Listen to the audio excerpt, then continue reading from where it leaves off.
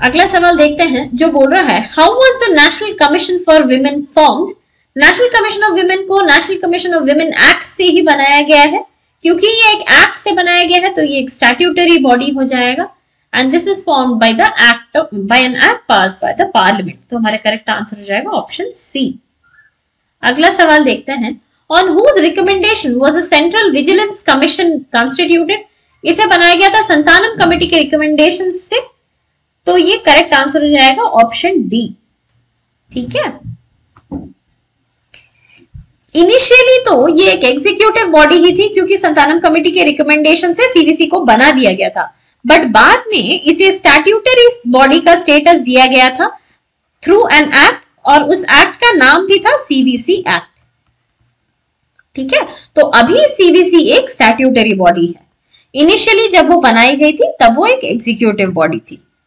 ठीक है, which of the following commissions was appointed by the Janata Dal government to inquire into circumstances of emergency of 1975। 1975 के emergency को या उसमें present issues को जो भी दिक्कतें आई थी उन्हें चेक करने के लिए जनता दल गवर्नमेंट ने एक कमेटी बनाई थी। यहां पूछा जा रहा है कि उसके चेयरमैन कौन थे and that was Shah commission.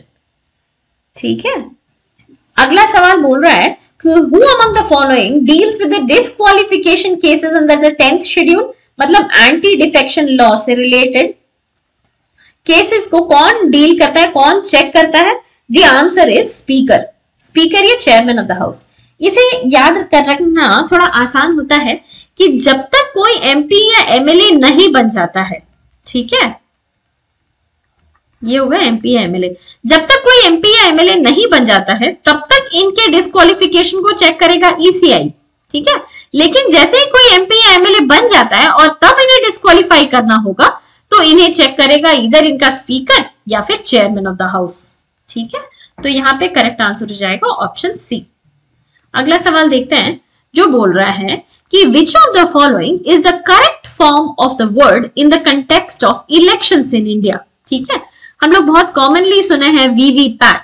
ठीक है, वीवीपैट क्या है? एक मशीन है। ठीक है, जैसे ही आप ईवीएम के बटन पर वोट देते हो, ठीक है, तो आपको बगल में एक मशीन में छोटा सा डिस्प्ले यूनिट में दिखाई देगा कि आपने किसको वोट दिया था।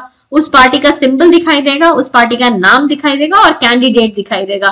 ठीक है, तो क्योंकि इसे वोटर वेरीफाई कर सकता है तो इसका पहला नाम वोटर ही होना चाहिए। इसमें चारों ऑप्शन आ जाते हैं। ठीक है, और क्योंकि ये पेपर में डिस्प्ले होता है तो इसका नाम में पेपर भी होना चाहिए। तो इससे हम लोग एक ऑप्शन को एलिमिनेट कर पाते हैं। Voter verifiable paper audit. Audit क्यों? क्योंकि हम लोग चेक कर रहे हैं कि जिसको हम लोगों ने वोट दिया था वही नाम डिस्प्ले हो रहा है नहीं, इसलिए यहाँ पे ऑडिट भी होना चाहिए और ट्रेल भी होना चाहिए। This is voter verifiable paper audit trail. तो हमारा करेक्ट आंसर हो जाएगा ऑप्शन सी। अगला सवाल देखते हैं the creation of institution of Lokpal was first recommended by whom. किसने रिकमेंड किया था सबसे पहले कि हम लोगों को लोकपाल को बनाना चाहिए? ठीक है, इसे रिकमेंड किया गया था by ARC, administrative reforms commission. ठीक है, जो 1966-70 में रिकमेंड की थी। तो यहां हमारा करेक्ट आंसर हो जाएगा ऑप्शन डी। अगला सवाल देखते हैं जो बोल रहा है The principle that the Constitution of India has a basic structure or a feature which cannot be amended is laid down in which of the following judgments?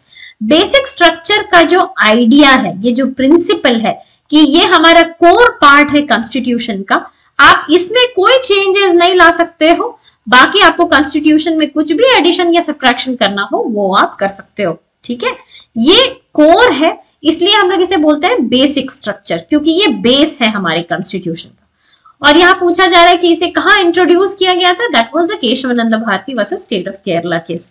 That is option सी।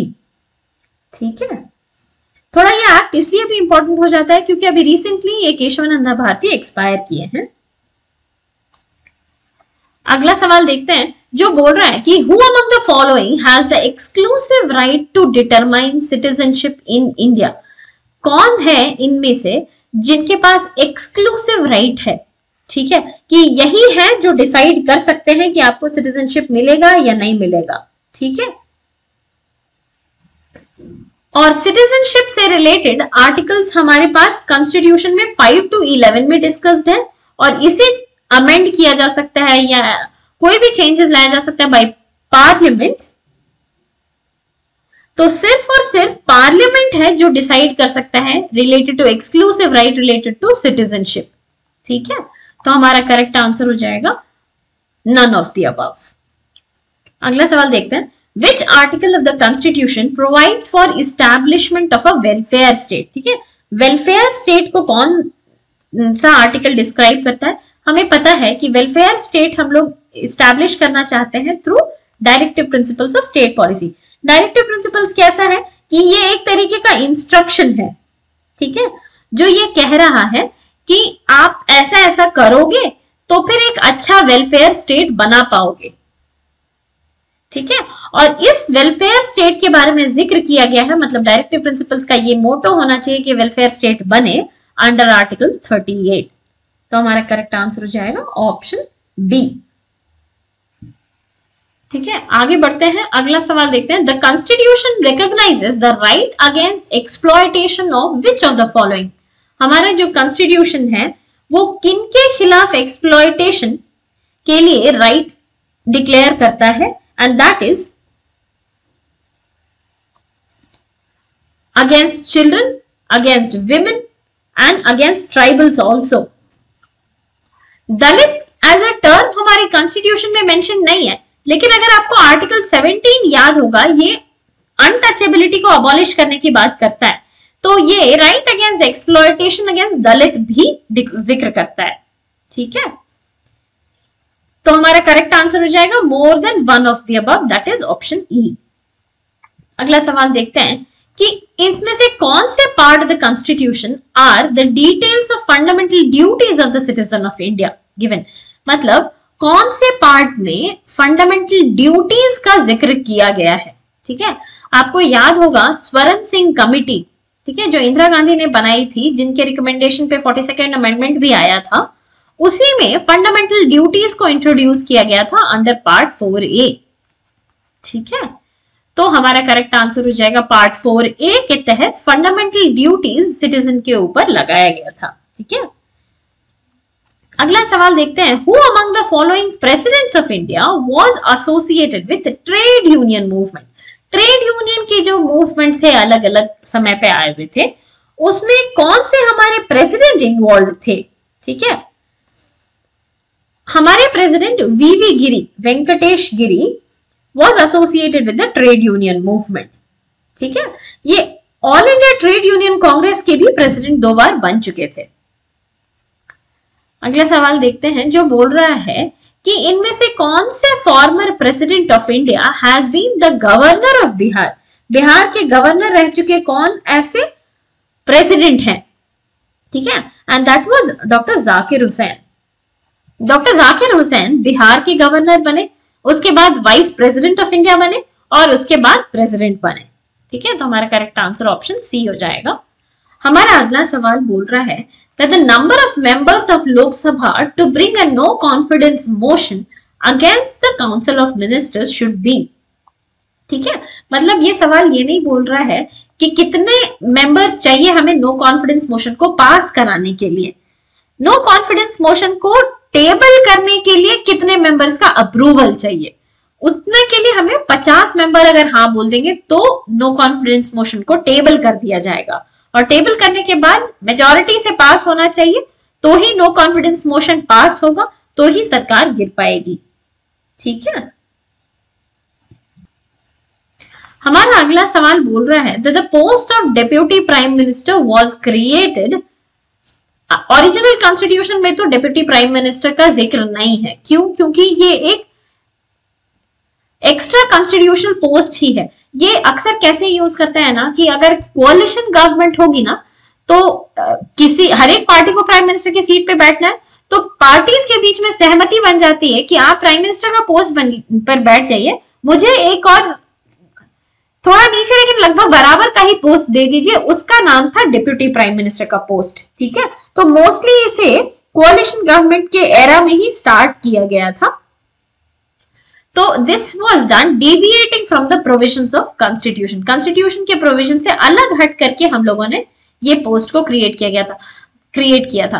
हर बार हमारे पास deputy prime minister नहीं रहते थे। जब जब ये माहौल बन गया कि किसी को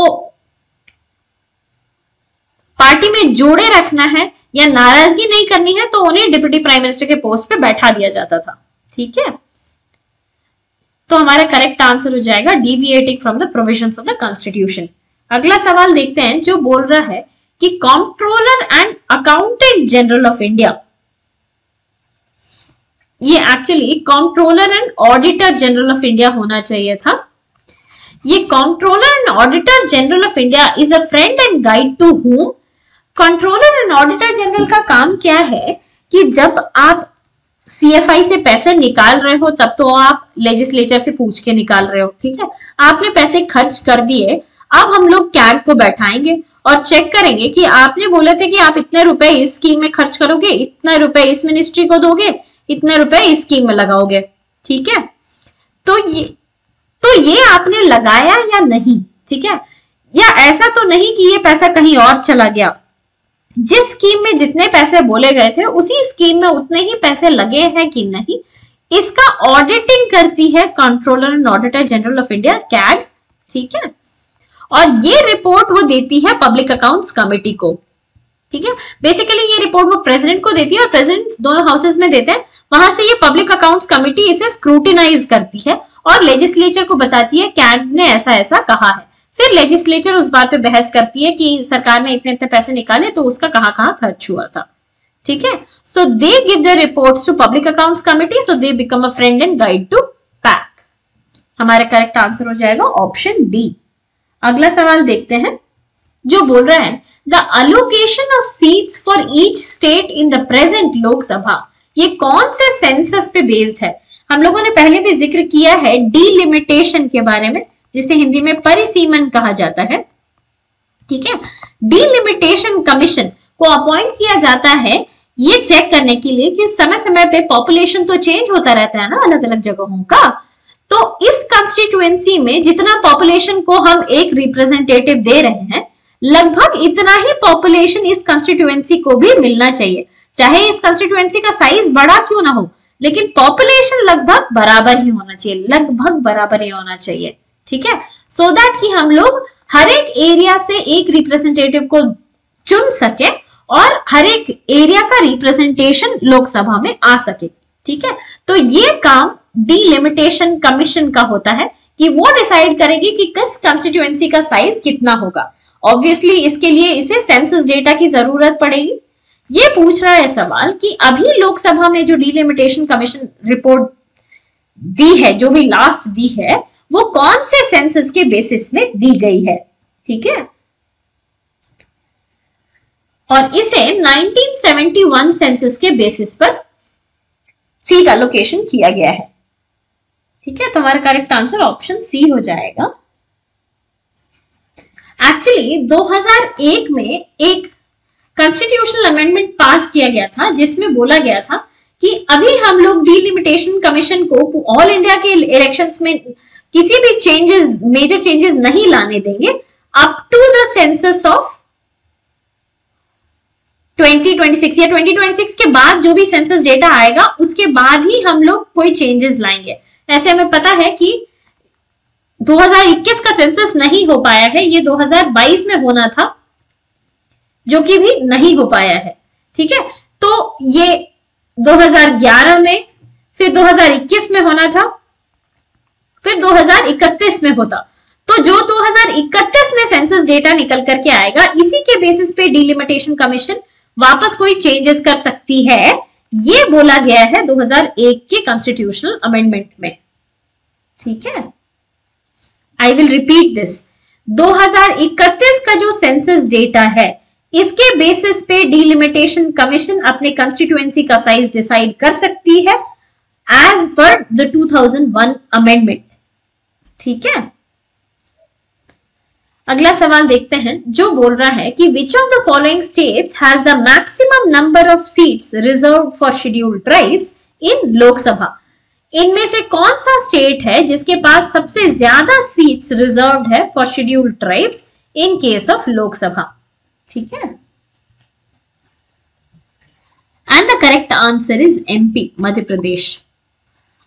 अगला सवाल देखते हैं, which article of the constitution provides that in the event of an equality of votes the vote of speaker of Lok Sabha shall be casted and exercised by him. Casting vote speaker of Lok Sabha का होना चाहिए। जैसे मान लीजिए tie हो गया, ठीक है, ये रूलिंग पार्टी का वोट था और ये ऑपोजिशन पार्टी के, सारे ऑपोजिशन का मिलाकर के वोट था और दोनों के बीच में टाई हो गया, दोनों का बराबर ही वोट रह गया, ठीक है। तो स्पीकर ऑफ लोकसभा जो भी बोलेंगे वही कास्टिंग वोट हो जाएगा। ये कौन से आर्टिकल में मेंशन्ड है? ठीक है, ये हमारा सवाल है and the correct answer is article 100, that is 100। अगला सवाल देखते हैं, who among the following was the first tribal speaker of Lok Sabha? पहले ट्राइबल स्पीकर कौन थे? And he was P A Sangma. ठीक है, अगला सवाल बोल रहा है, the first actress who was nominated to Rajya Sabha? कौन सी ऐसी पहली एक्ट्रेस थी जिनका नॉमिनेशन हुआ था राज्यसभा में? ठीक है, and she was Nargis Dutt, that is option B. अगला सवाल हमारा बोल रहा है, which article of Indian constitution empowers the parliament to make laws on subject in the state list? मतलब कि हमारे कॉन्स्टिट्यूशन में ऐसा कौन सा आर्टिकल है जो कि पार्लियामेंट को ये पावर देता है कि वो स्टेट लिस्ट के किसी भी सब्जेक्ट पर लॉ बना सकते हैं? ठीक है, एंड दैट इज आर्टिकल 249। अगर राज्यसभा चाहे तो वो रिजोल्यूशन पास कर सकती है कि किसी भी स्टेट लिस्ट के सब्जेक्ट पर लॉ बना सकती है अंडर आर्टिकल 249। ठीक है, इसके अलावा एक जगह और पार्लियामेंट लॉ बना सकती है, ठीक है, जिसमें कि अगर एक या एक से ज्यादा स्टेट, जिसमें कि दो या दो से ज्यादा स्टेट्स राज्यसभा को बोलते हैं कि आप मेरे इस सब्जेक्ट पर लॉ बनाइए, तो राज्यसभा उस सब्जेक्ट पे लॉ बना सकती है। ठीक है, लेकिन इन दैट केस, इस केस में जब स्टेट ने रिक्वेस्ट किया है तो ये सब्जेक्ट ही ट्रांसफर हो जाएगा from state list to union list. और ये जो बनता है आर्टिकल 249 के तहत किसी भी स्टेट लिस्ट के सब्जेक्ट पर लॉ बनता है, ये वैलिड होता है ओनली फॉर 1 ईयर। अब देखते हैं अगले सवाल को, जो बोल रहा है कि 0 our is the gift of which countries parliamentary system? मतलब कौन सी कंट्री के पार्लियामेंट्री सिस्टम ने 0 आवर को इंट्रोड्यूस किया है? इसे इंडियन पार्लियामेंट ने ही इंट्रोड्यूस किया है। यूजुअली इस आवर की प्रोडक्टिविटी ही 0 होती है, बट इन जनरल इसमें इसे 0 आवर इसलिए कहते हैं क्योंकि इसके लिए प्रायर नोटिस नहीं देने की जरूरत है। किसी भी जनरल इशू पे या किसी भी करंट रनिंग इशू पे डिस्कशन किया जा सकता है। ठीक है, that will be the 0 hour. अगला सवाल देखते हैं, on which date was the supreme court inaugurated in India? किस दिन सुप्रीम कोर्ट का इनॉग्रेशन हुआ था? It was inaugurated on 28th of January 1950। ठीक है।